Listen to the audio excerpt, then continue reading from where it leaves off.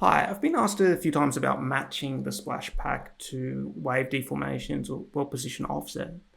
And I'm afraid this isn't like official third-party plugin or wave system support.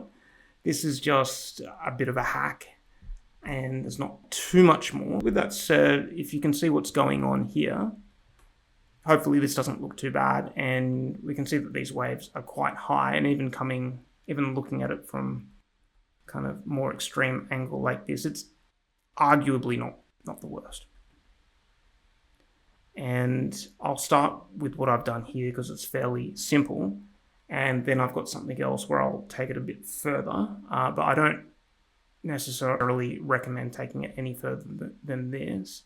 I'll just show you. We can move this around and we can rotate this and we can scale it, and this is it's fairly simple, and it's also fairly robust in this case. And I will go through and show you what I've done. And the first thing I did is I went to the main splash. If we have a look over here in the systems, I just went to the NS splash mid. I made a copy of that and I set that copy to loop. Here, I set this to infinite. And I came into here and I just selected one of the main refractive emitter options, and then I switched off fade at distance. I deleted the mist and I deleted the foam intersection. I just wanted to make things as simple as possible.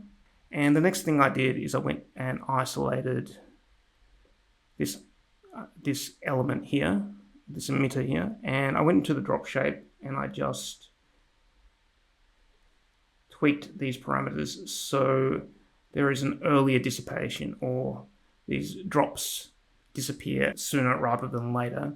And that's because if we have a look at this kind of highlighted splash where these droplets go out here and they flatten out, it's just a bit more apparent where that's not matching later in the simulation, and we get away with it a bit easier by just reducing the amount of time that after the kind of main action of the splash has happened and they're just floating around. That's probably the most distracting point. So by just simply fading out, so to speak, or just shrinking the droplets before then, that's a bit of a hack to get around that. And I also did that with the white water. And then something else I did is I just came into the outliner here, and I'll just exaggerate what I've done first off. And you can see this kind of big blob which is towards the lower section of the splash simulation, and I just increased that just so we've got a bit more volume when we happen to be at a point where we've got this gap.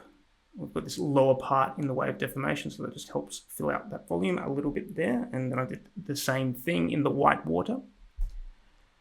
And then the next thing I did is I went to the ripple, and I've made a copy of the material, and I've also brought in a new mesh which just has more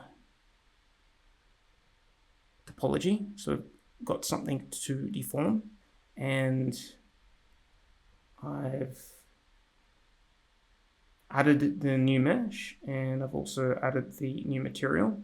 And the material is just a duplicate of the ripple effect that comes with the pack. But then all I did is I took the world position offset from the wave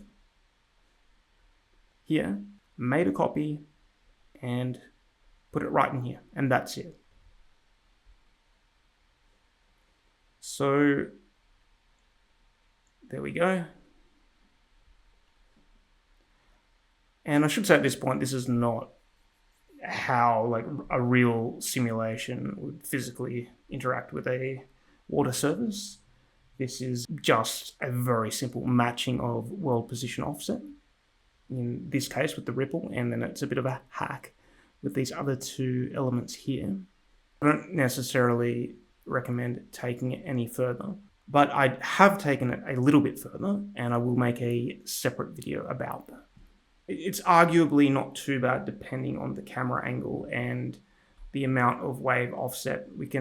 You can judge for yourself. And I might actually also just reduce the size of this ripple as well. I should also clarify that it's a big if you can actually extract the world position offset from your particular wave system or plugin or whatever it may be. So I'm not at all guaranteeing that will be an easy feed. I'm just saying this is a basic test that I've done. Yep. So might even just shorten that ripple a bit as well. Shorten the duration there. Let's put that to 3.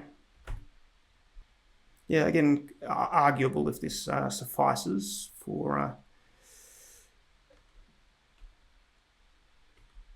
a decent hack or not, but I don't think it's necessarily too bad. And again, even if I come to this kind of more intense angle, we can obviously see it's not perfect, but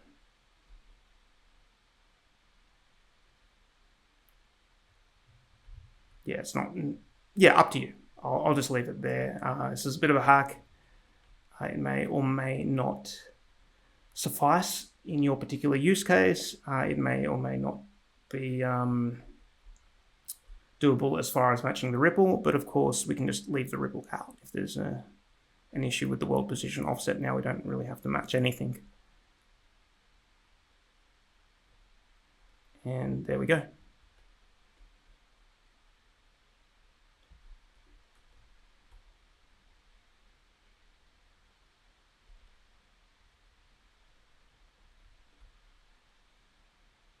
Excuse me if this was a bit of a messy one, a bit of a hacky one, but I still think I should put the video out there in case it helps. And I'll leave it at that. Okay, thank you.